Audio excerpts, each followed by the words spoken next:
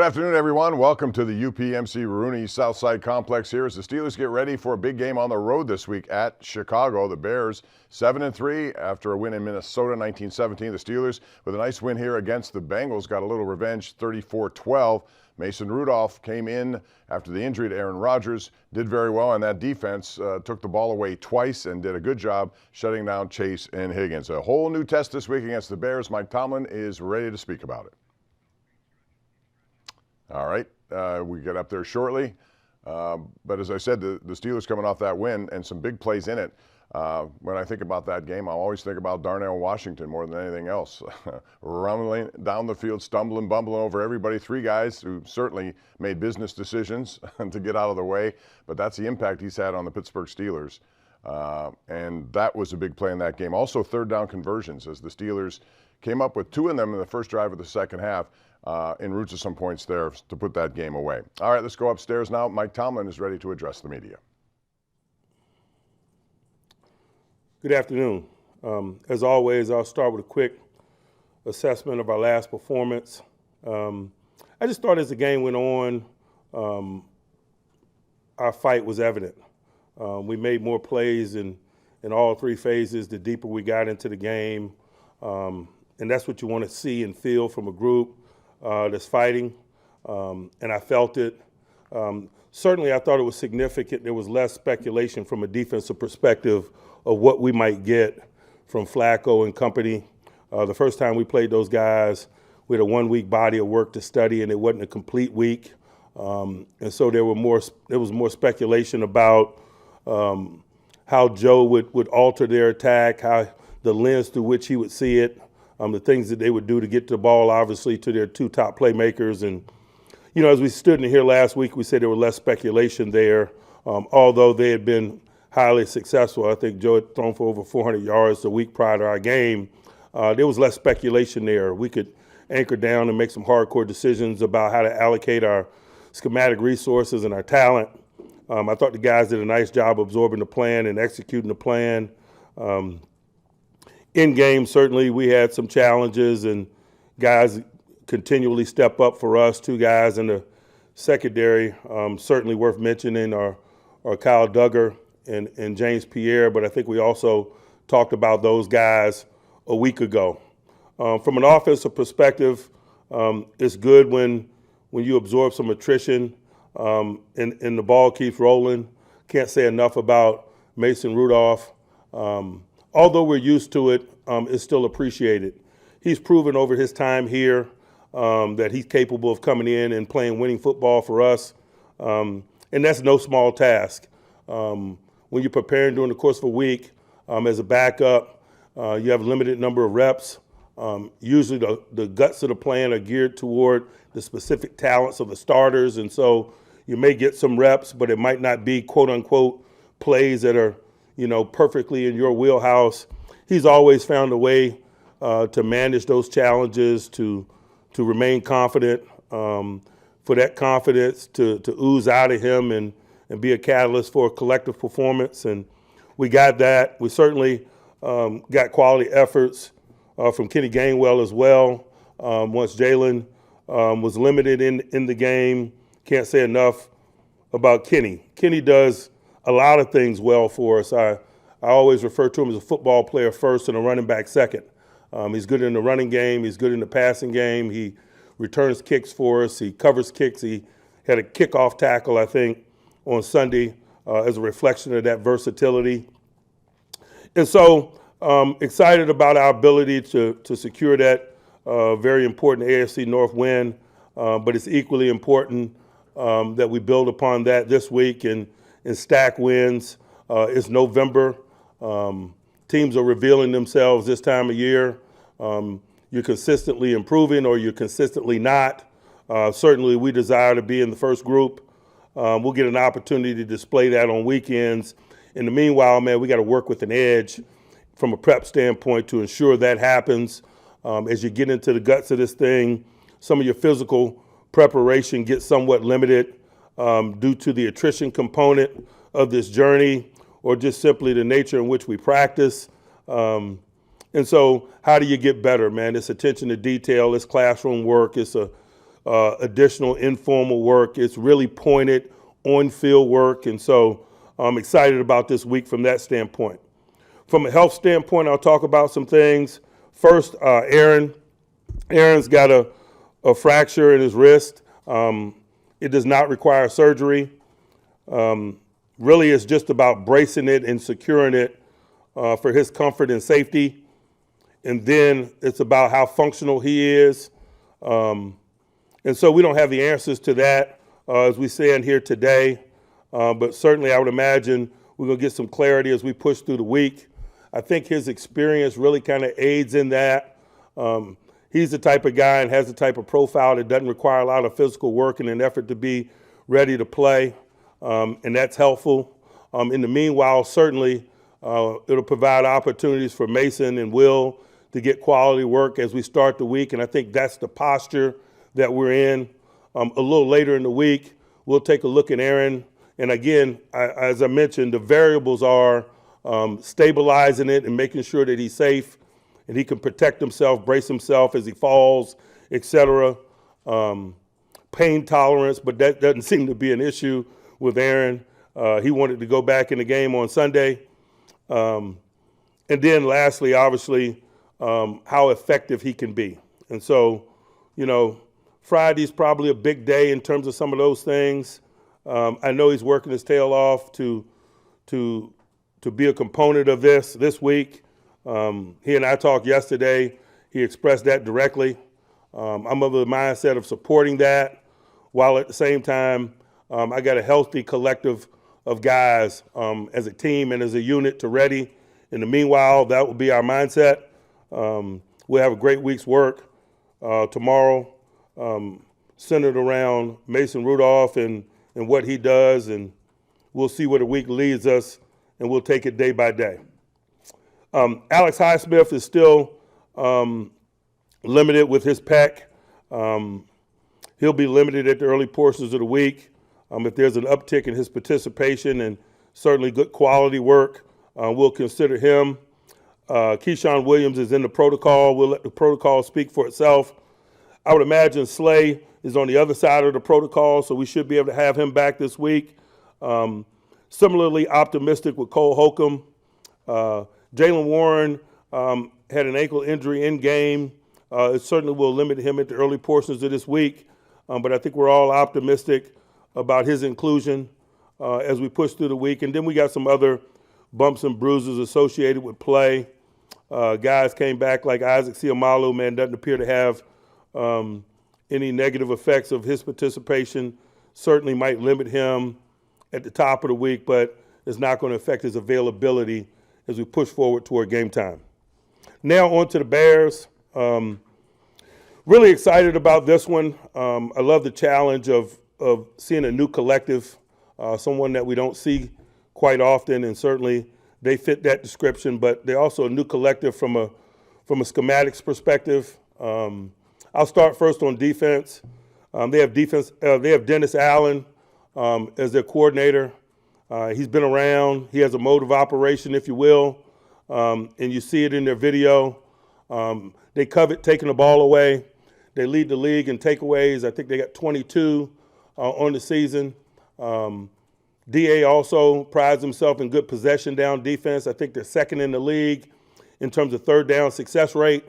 And I think those two statistics are the catalyst for why they're playing really good defense, and they're a 7-3 football team. They're taking the ball away from people. They're playing really good on possession downs. Offensive units are at about 33.7, I think, percent conversion rates. Couple that with what's going on the offensive side of the ball, you certainly have your challenges. They got quality players at all levels. They picked up Sweat a couple of years ago from Washington. He's the signature of their front and edge rush. He's a challenge, certainly, to deal with, and has been. At the linebacker level, Edmonds, man, is a sideline-to-sideline tackler, big-time athlete. He's a good blitzer. I think he's got 4 interceptions on the season. They got some guys in the secondary that are really taking advantage of some circumstances, man, and getting people in one-dimensional moments. People have to absorb risk to keep pace with them, come back in football games, et cetera.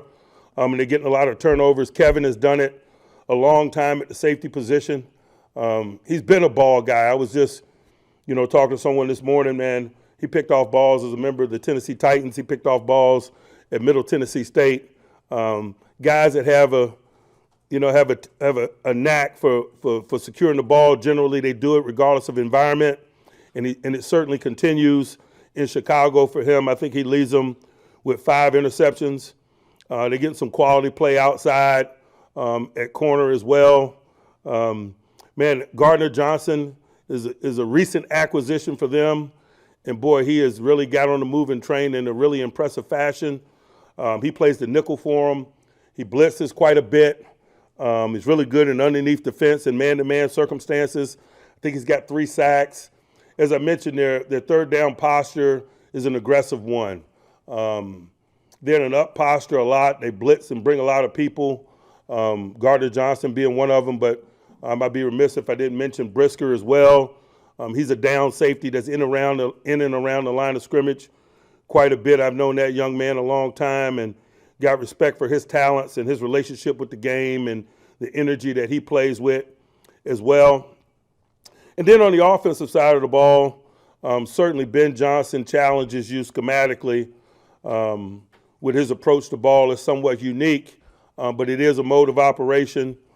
They run the ball. They have a commitment. They have a 2-back system similar to what they had in Detroit.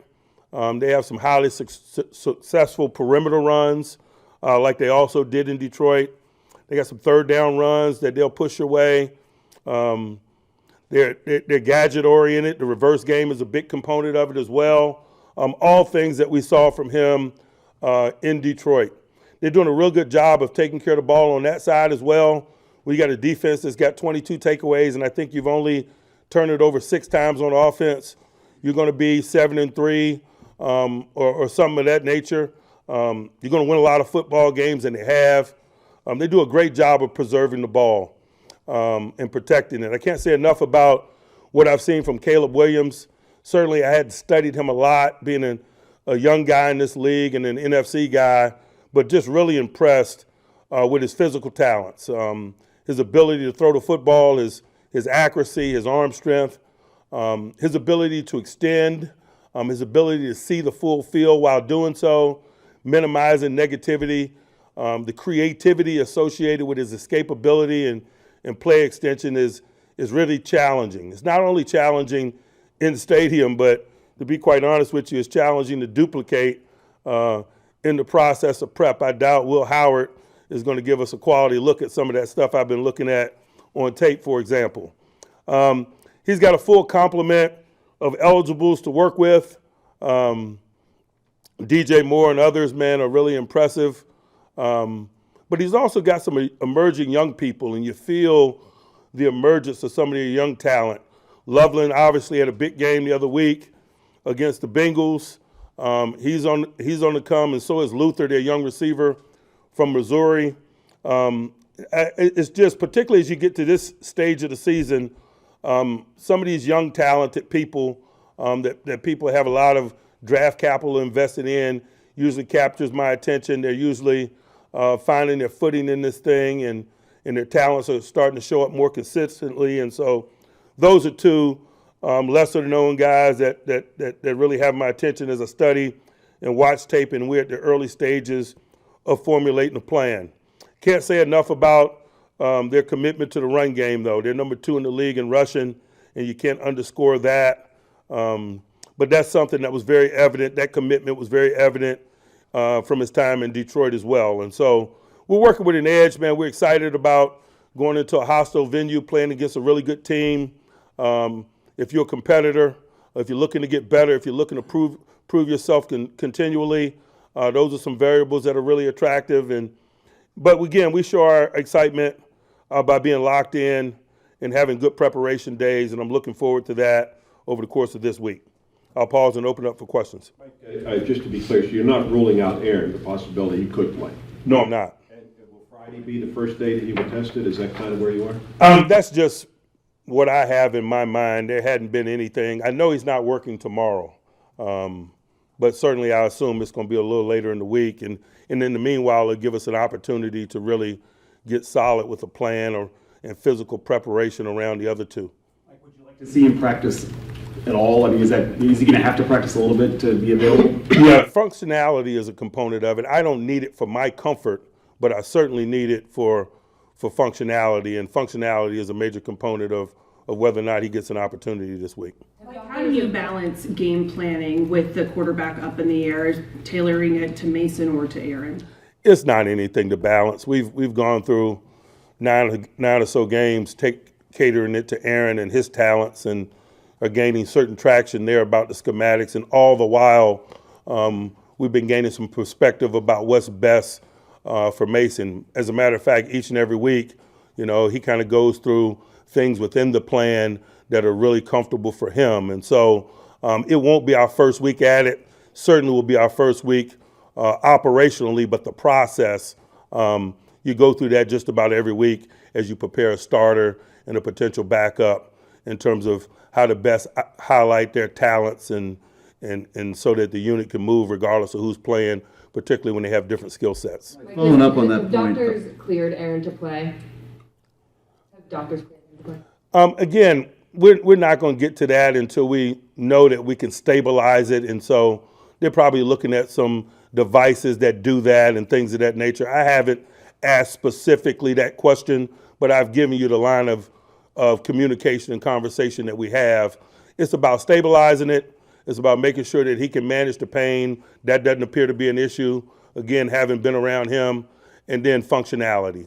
And so those are the variables. How much input is he going to have versus you versus the doctors on decision-wise? It's his body, so certainly he's going to be a component of the discussion. Following up on the point that you made about getting the backup ready and knowing what they want should they get in there.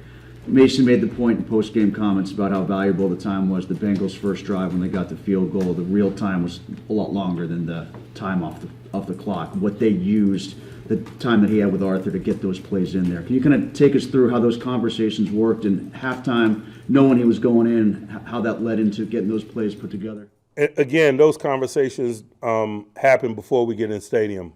They generally happen weekly toward the latter part of the week, Friday and Saturday. He'll get time with Arthur and highlight some things within the plan that best suit his skill set, the things that he sees with great clarity relative to who we're competing against. And so when you get in game and you're faced with elevating him, it's simply a continuation of some of those things with a focus on what's transpiring in game. And so that's the nature of the conversation. It transpired at halftime. It transpired continually once they got to the sideline. It's ongoing in between series once you get in game. He only had 2 real series because how the second half unfolded, but that's the nature of the conversation and the flow of information and our general approach to it. Mike, if Slay is healthy, does he step back in as a starter, or will you stick with Pierre? Yeah, he steps back in and plays. Certainly, we're certainly going to continue to play James. He's deserving of that, but if healthy, Slay's going to play. Mike, was Jalen Warren cleared to return on Sunday? He was. There was that sequence there right at the end of the quarter where he was on the field. Correct. And then you guys called timeout and he came off the field and then he didn't come back in the rest of the game. Is that a coaching decision based on, was it protecting him or feeling that Gainwell was? He was cleared to play. He was willing to play. We just thought Kenny was doing a good job. Those are decisions that we make in game sometimes. It's not totally up to the player's will or the expert medical device. It's about who gives us the best chance to win. And certainly at that point in the game, based on what we've seen, things were going well with Kenny. Things were less than ideal with Jalen. And so we stuck with the hot hand. Mike, during that final sequence before the half, Aaron did take a couple of hits. Just to clarify, was he injured on the second down throw when he threw it out of bounds? Do you have any idea? I don't know specifically when the injury occurred, no. Mike, with Will Howard now potentially closer to playing time, will he get any reps with the first team this week in practice? We'll see.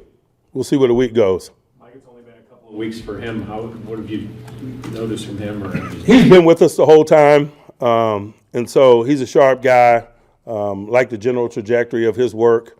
He's certainly in the position that he's in, doesn't get a lot of quote-unquote Steeler reps, but the reps that he does get, he is taking advantage of, and I'm sure there'll be an uptick in those opportunities this week. Mike, James Pierre leads you guys, ties Joey with most passes broken up right now, despite not seeing the field as much as other DBs. What does he have to do to be more of a consistent presence for you guys, over a guy like Darius Slay? He's done a nice job, but again, usually when you're a backup, man, you get targets. And so when you get targets, you generally get breakups. We have not been displeased with his efforts. We've been quite pleased with his efforts. We're certainly interested in continuing to use him as we move forward.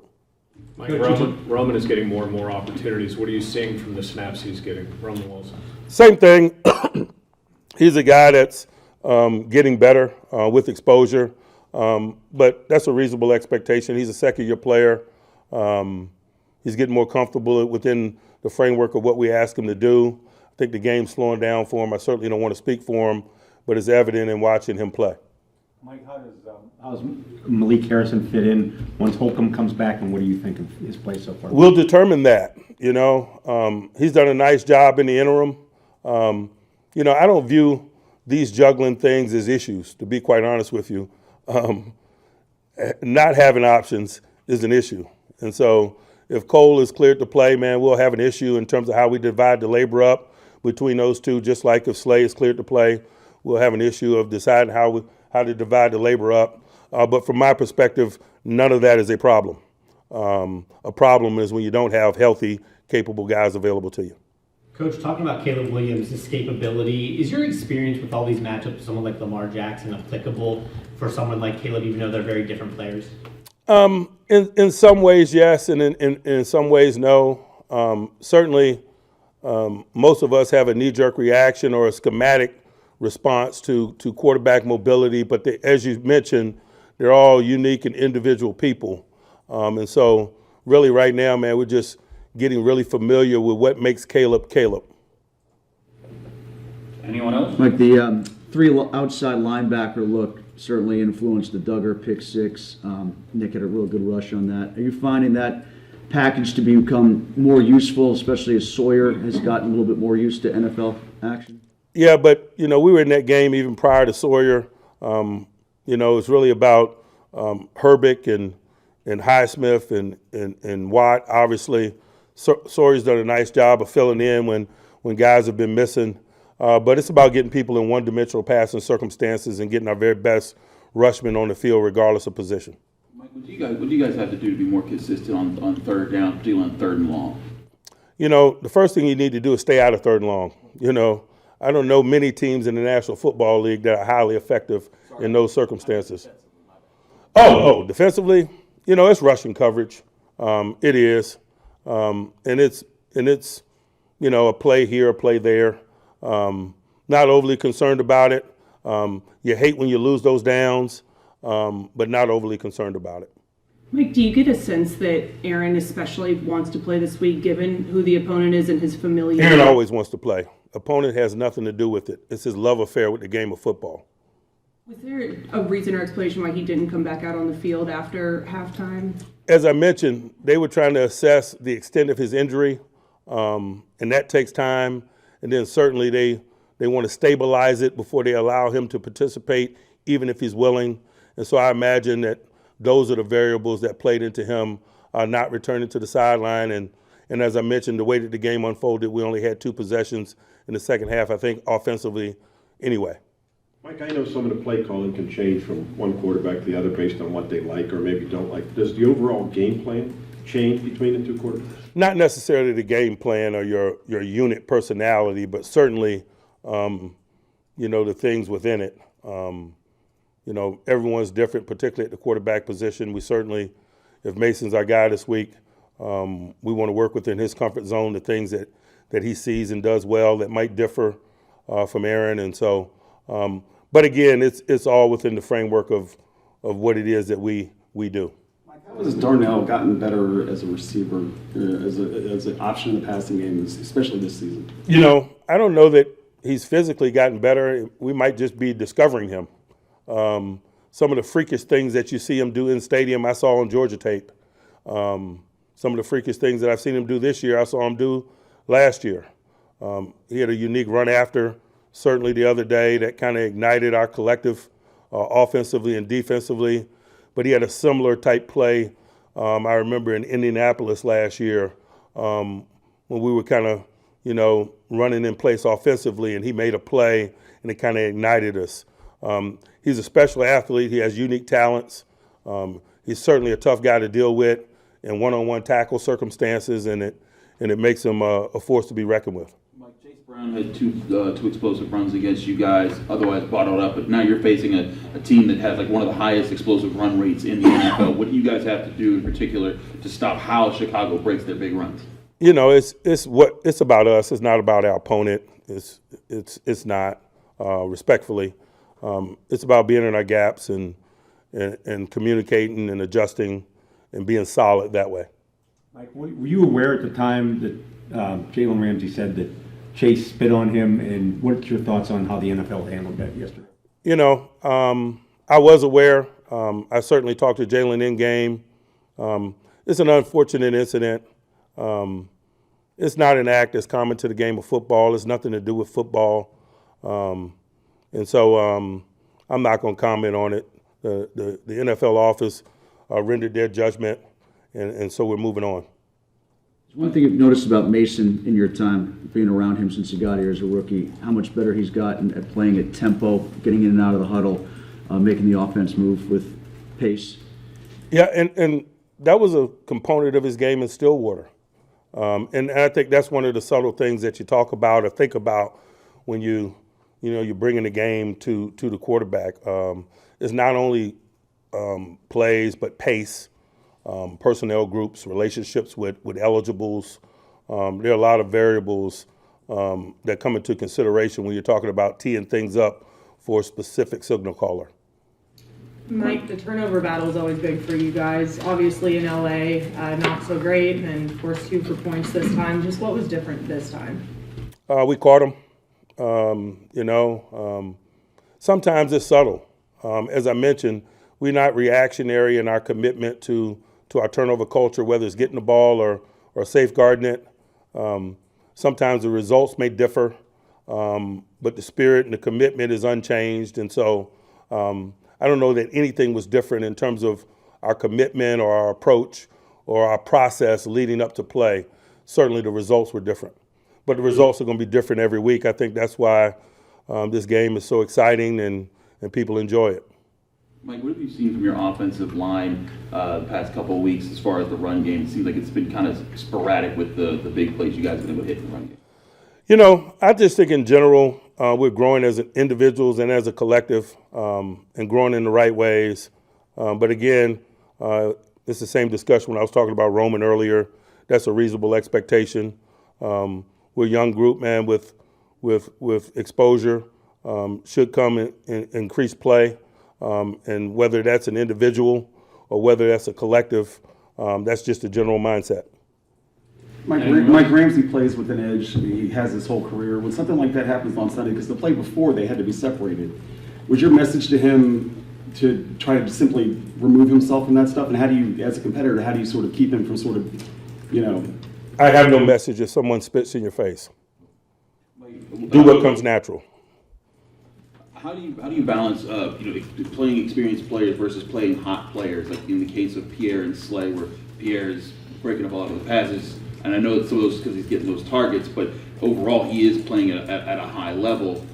Balancing using that hot hand versus bringing in the experienced guy. What's your question? How do you balance that as a coach, making that decision as far as who to use? Thoughtfully. Anyone else? All right. Thanks, guys. All right, that's Mike Tomlin's press conference for this Tuesday. Bob Pompiani, joined by Missy Matthews here as we take a look back at some of the things he talked about. And a big question, of course, is Aaron Rodgers, who wanted to come back in that game last week, but it was not going to happen, and he's going to be a question mark as this week rolls on. Yeah, Coach Tomlin did say he does have a fractured wrist. It was his left wrist, so not his throwing hand. Surgery will not be required, so that's the good news, but it's all about how they're going to stabilize his wrist and take care of it. We'll hear from Coach Tomlin coming up in just a little bit for all the details and what the plan is for practice. Yeah, we'll talk about that. We'll talk about the Bears, who've been very good at 7-3. We'll break those items down and much more as we continue with our coverage of this Tomlin Tuesday. Thank you for joining us here on KDK Plus and Steeler Digital platforms. We'll be right back.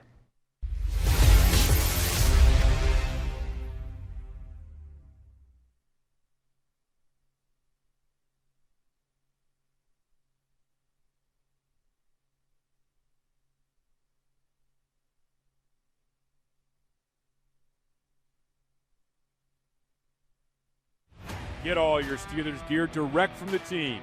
Shop the Steelers Pro Shop in-store or online for all things black and gold. You can get jerseys, hats, authentic memorabilia, custom gear, and exclusives you can't find anywhere else. And of course, get the ultimate Steelers game day accessory, the Terrible Towel. Steelers Nation shops here. Get your gear in-store or online at shop.steelers.com. You hadn't been in a game that mattered for a while here. What was it like when you found out and when you went in and it didn't seem to stop you from kind of attacking and converting third down? Yeah, I was. You never know when you never know what's going to come, but I was. You always have a little jitters first time going back all year. So, but I was when we're running the ball the way we were, and then a couple guys made a couple of nice plays on third and extra long. Darnell on that check down, Kenny on that kind of that flare route. So, I mean, 2 defensive touchdowns right when we needed it the most was huge. So, and we ran the ball really well. I barely got touched. So offensive line, hats off to them. It was a lot of fun.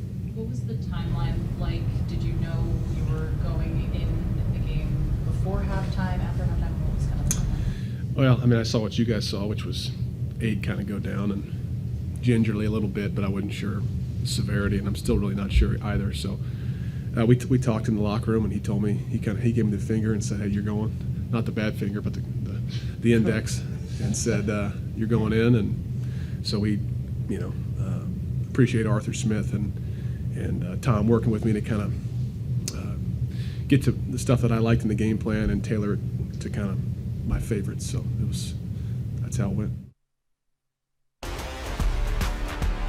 Our fans are here. Give them something to cheer about today. The crowd at Acrisure is so loud. Wow! There's nothing like game day in Pittsburgh. Oh my TJ! This defense is swarming. And it's picked off. Wow! What a catch! Guess who? Touchdown! Pittsburgh Steelers! We'll see you at Acrisure Stadium. Here we go.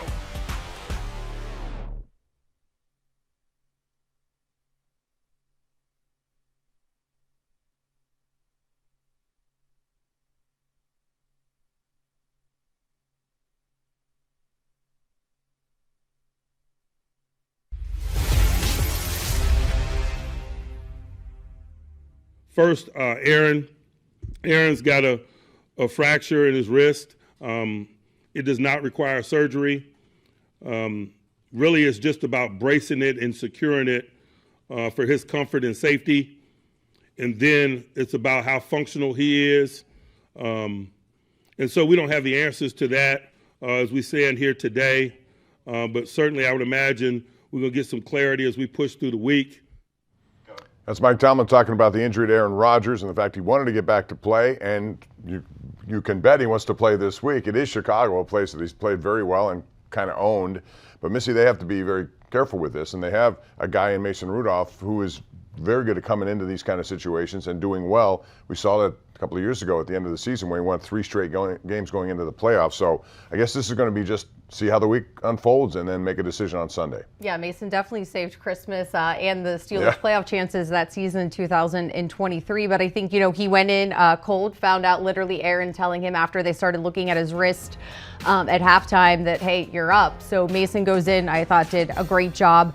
And, Will Howard had just returned to practice. So for those two guys, this will give them a chance because they want Aaron to take it easy until they figure out how to stabilize his wrist. Let Mason get the first team reps. Let Will Howard get some extra reps as well. Even Coach Tomlin said that while Will Howard will be a great, Caleb Williams type player for the scout team, they're going to have to figure this out because you're not really going to know until Friday, according to Coach, if Aaron's going to be able to play or not. And in terms of stabilizing his wrist, he made it very clear that has to be comfortable and effective for his safety, if he falls again, if he gets sacked, how does that make it worse or something else happen to it? But also, how is he going to be effective as a passer? So those are all things they're going to have to wait and see. It makes sense to get the young guys ready in the early portions of the week. Aaron Rodgers has played enough games. I think started his 251st on Sunday.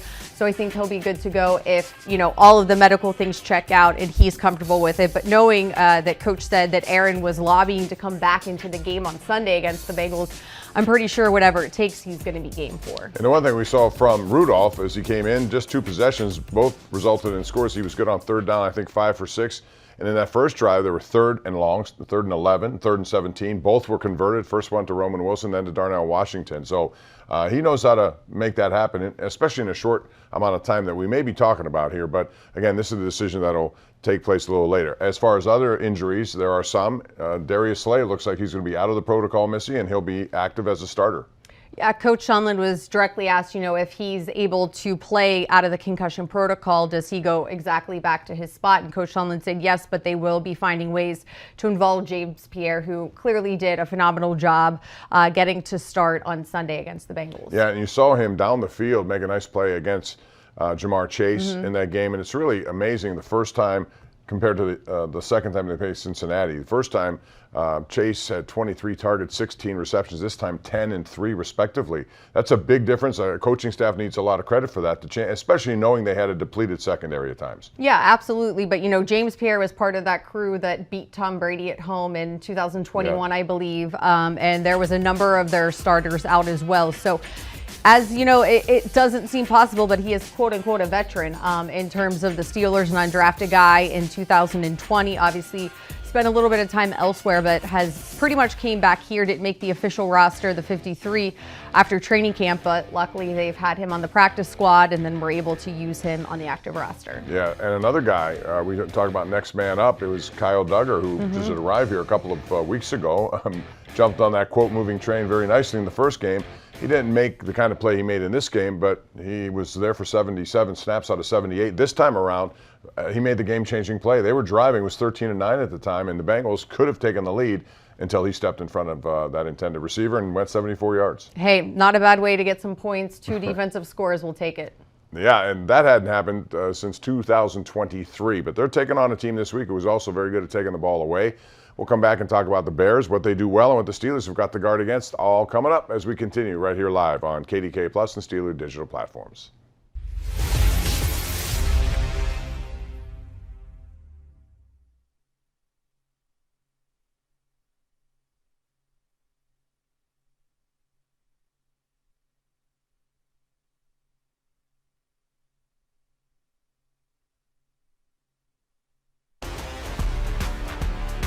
Fans are here. Give them something to cheer about today. The crowd at Acrisure is so loud.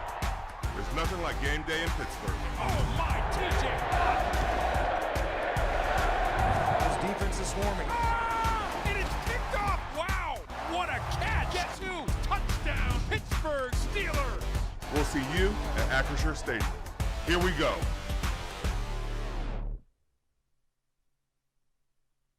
The OLB package you guys have been using all year seemed to finally pay off with the pick. You got pressure. Mm-hmm. Tell me about that package and the success you had on that play. Yeah, I mean, it's no discredit to anybody in the D-line room or anybody up front, but sometimes they just want a little more speed, I guess, on the field. And we have a deep outside linebacker room, so, Jack's having a great rookie year. That kid plays his butt off. And he's ready whenever his number is called. So today his number is called, and he was able to get out there and run around with us, and we were able to create a lot of pressure out of that package. So it was awesome. How big of a response game was this for you guys as a unit, knowing what happened against this team a couple weeks ago? Everybody in the building, we know what we're capable of. We know what we have to do. It's just a matter of going out and doing it. It obviously feels good to get a win, but there's still a lot of work to be done. What was so much different this time versus Cincinnati? What did you do so much better? We just played our game, our brand of football, played Steeler football. We didn't have all the turnovers necessarily that our culture is like, but, we had 2 touchdowns, which is, that's instrumental, huge in the win. and just getting back to our roots, doing what we do, and playing Steelers football. Your block sprung Duggar, didn't it, for the final? Man, I just try to do my job, man. Try to be the best teammate I could be. Get all your Steelers gear direct from the team. Shop the Steelers Pro Shop in-store or online for all things black and gold. You can get jerseys, hats, authentic memorabilia, custom gear, and exclusives you can't find anywhere else. And of course, get the ultimate Steelers game day accessory, the Terrible Towel. Steelers Nation shops here. Get your gear in-store or online at shop.steelers.com.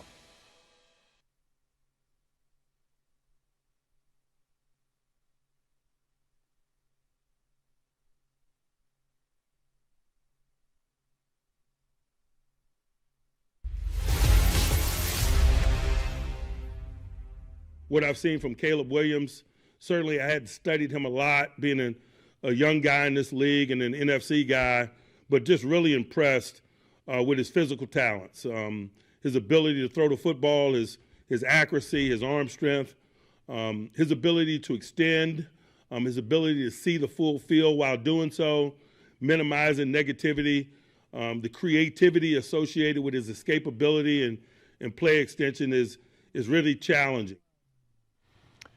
All right, that's Mike Tomlin talking about Caleb Williams, who's done a very good job as the orchestrator of that Chicago offense. This is the first of 3 really important games for the Steelers. They have Chicago, then it's Josh Allen, and then it's Lamar Jackson after that. So you want to get off to a good start. But this team has been very good at not making it easy on the other teams to take opportunities in defensive plays. They have possessed the ball. They've not turned the ball over. He has only 4 interceptions.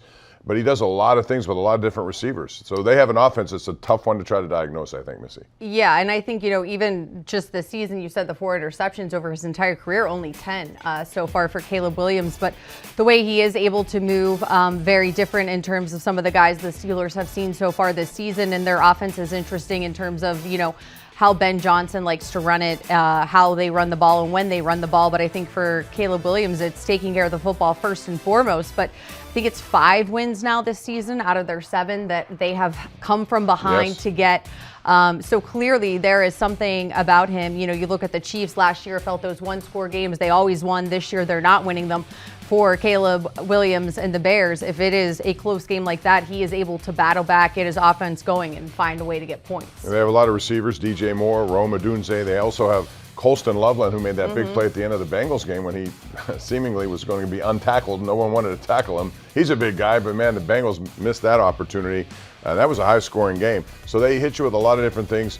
His mobility does result in running touchdowns. He has 3 of those on the year to go along with those 13 touchdown passes. Right. And, we talked about how Coach was saying Will Howard can mimic him in practice. The Steelers go against Lamar Jackson typically 2 times a year. Not saying they're the same player, but in terms of mobility, knowing how to shut down lanes, keep him in the pocket, that's something the Steelers, this won't be the first time they've had to deal with a quarterback that likes to do that. They also have a run game that Ben Johnson like to use in Detroit, using 2 guys. Back then it was, and it still is, Gibbs and Montgomery. The Steelers will see them later in the year. But here they have Swift, who's been a really good player for them, and the 7th-round pick out of Rutgers, Monangai. He's not shy about using these guys. So when you have 2 backs doing the job, they have one of the better running teams in the NFL. Yeah, absolutely. It makes sense what worked so well in Detroit when you were with the Lions, bring it to Chicago. Now you're the head guy, get to make, some tweaks and whatnot, but it does appear to follow kind of the same mode that we saw when he was with the Lions in Detroit. I think, too, their offensive line significantly better this year in terms of the pieces that they have added to keep Caleb clean. So it seems like this is an arrow pointed up type of unit for them as they're heading into this season, and obviously for this game coming up. Big for them. They're leading their division, Steelers leading their division, and the Ravens unfortunately beat the Browns. Watching that game, you were really hoping it went the other way, but it is what it is. The Steelers have a very tough schedule coming up, as you pointed out, and for the Ravens, I think they have the Jets, then the Bengals. So it will be interesting to see. It always gets to this point where at week 12, which doesn't seem possible, but the end is near, and you know that always ends with an AFC North game that will mean something, no doubt. Yeah, and that's the Ravens in January, and it's going to come down to those head-to-head meetings. It always seems to do that, which is why it's important to win these games. They did against Cincinnati. They'll have the chance against the Ravens coming up. But this Ben Johnson team is interesting, as they do get creative. They like to do different things. I don't know if I want to use the word gimmick so much, but certainly plays that you don't expect to see on a regular basis. He tends to use them more than others. Yeah, I think it was against the Bengals. They had, somebody throwing a touchdown to Caleb Williams. I think it was a DJ Moore, I believe. It was their Philly special version of whatever you want to call it. So, this is not something that's uncommon to them to make things a little bit different. But I think, when you watch the Lions offense, that's how it appears too with some of the different things they do. He's very aggressive on offense in terms of when they go for it, what they do, the play calls. So this will be, a challenge for the Steelers. It's not a team that they clearly see very often. And I think, it's been a while since they've also won in Chicago. Yeah, it's been a long time, but maybe this is the time to do it, which is why probably Aaron Rodgers wants to play in this game, because he's had so much success there. So that breaks down the Bears. When we come back, we'll talk about some of the defensive things that go on with them and what the Steelers have to do to try to take the ball away from this team that is not willing to give it up. We'll get into that, plus more injury news concerning Alex Highsmith. We'll talk about that, Jaylen Warren, all coming up right here as we continue with this Tomlin Tuesday.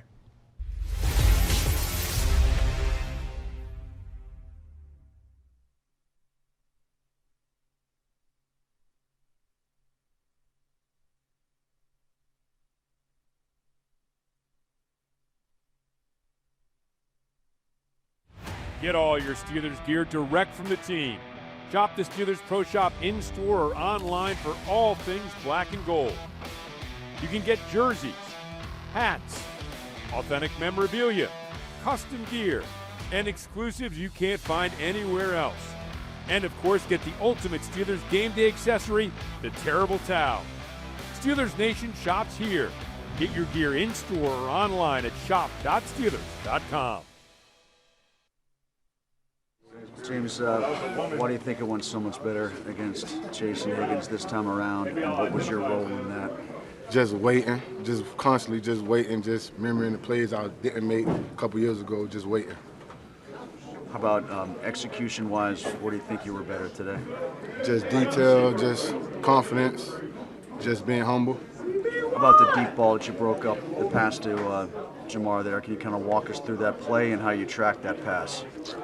Just doing what coaches asked me to do, when coach tell us what they might do, just be ready for what they might do, and I was ready for what they might do. It seemed like you guys limited the looks, the open opportunities too. I mean, before the ball was even thrown by Flacco, what'd you take away in terms of his eyes as to why they couldn't get those two guys the ball more often? Just coming in week to week, like on Monday, just knowing how we was gonna go about the game, how we was gonna be moving around, just give them different looks. At what point did you decide to flip?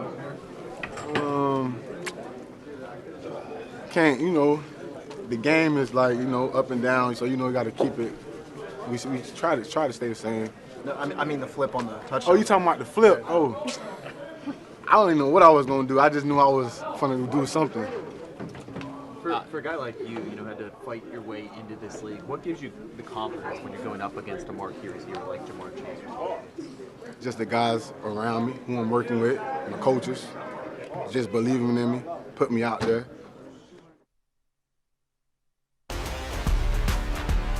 Our fans are here. Give them something to cheer about to them. The crowd at Acrisure is so loud. Wow! There's nothing like game day in Pittsburgh. Oh my, TJ! Defense is swarming. It is picked off. Wow, what a catch. Guess who? Touchdown, Pittsburgh Steelers. We'll see you at Acrisure Stadium. Here we go.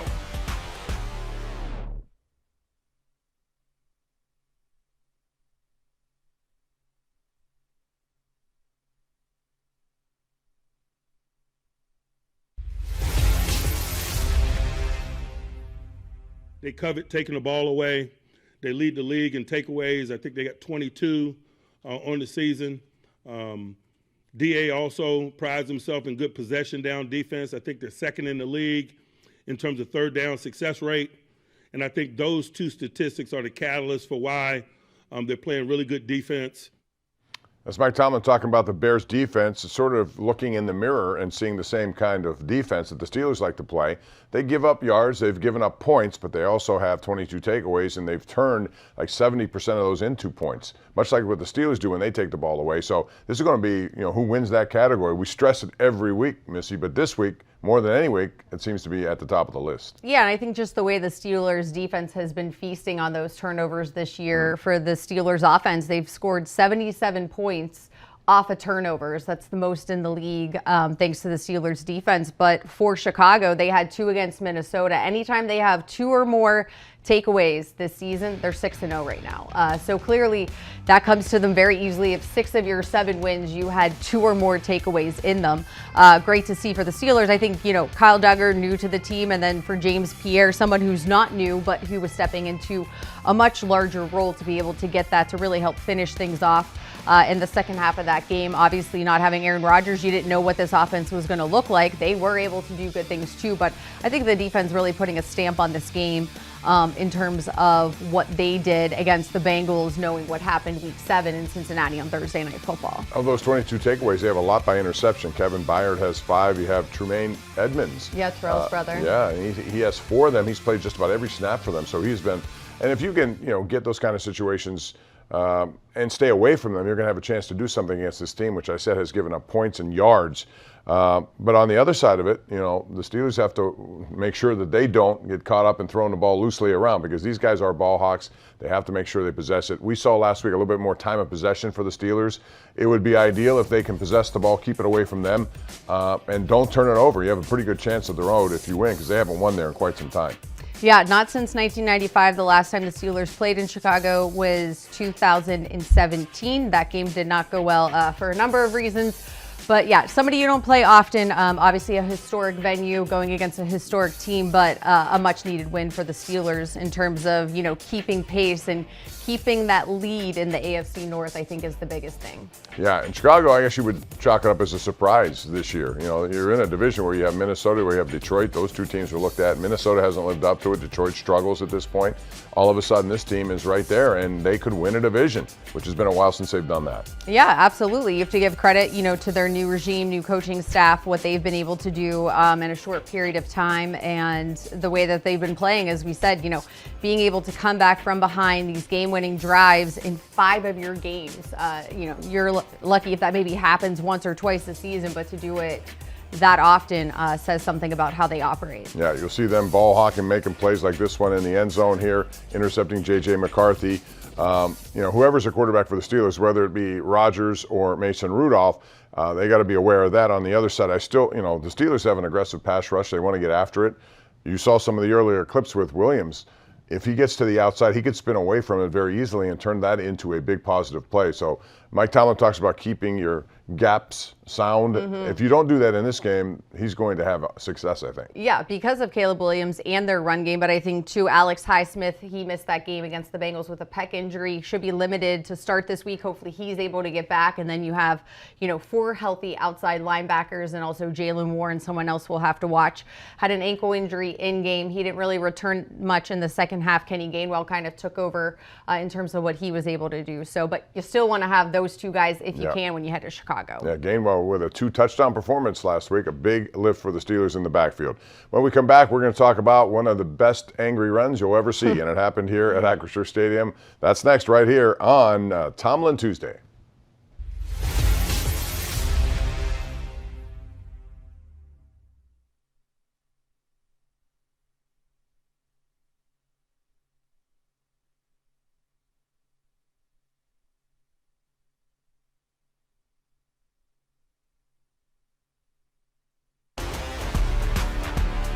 Fans are here. Give them something to cheer about today. The crowd at Acrisure is so loud. There's nothing like game day in Pittsburgh. Oh my, TJ! His defense is swarming. And it's picked off. Wow, what a catch! Guess who? Touchdown, Pittsburgh Steelers. We'll see you at Acrisure Stadium. Here we go.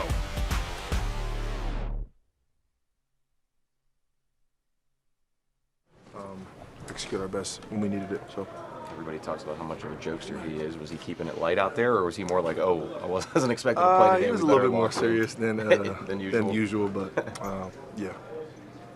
Troy, did you know what was going on with Aaron there at the end of the half? No, I have no clue what happened, but two came in and did the best he could, and we won the game, so that's all that matters. You're gonna have to talk to somebody else about the injury report. I don't. Well, no, I just really mean, did you notice that during that drive, that was it bothering him or yeah, obviously he got up, he's holding his wrist or whatever, his hand. It's not a good sight to see as an offensive lineman when your quarterback's down like that, but had to move on quick, and we executed when we needed to and won the game. So. Just understanding the offense. I think the biggest thing is like just understanding what they run. Just knowing every time that something happens, we're not dying. Like it's football. Plays gonna happen. Just regroup, refocus, and go at the next one. Patrick, what was the difference this time around? How were you guys able to shut down their offense?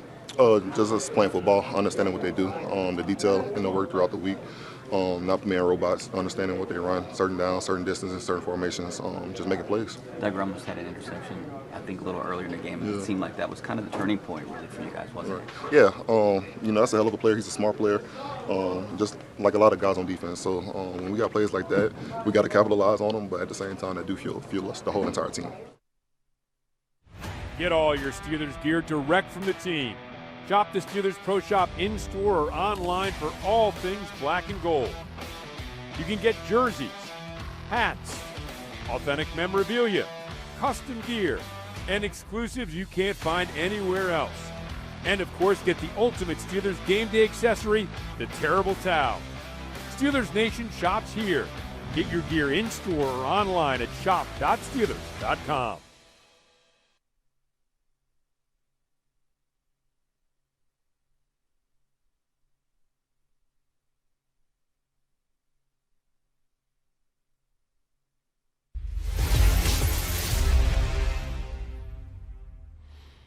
All right, welcome back. Bob Pompiani, Missy Matthews wrapping it up, and we saw something this week that made the NFL Network's angry run of the week.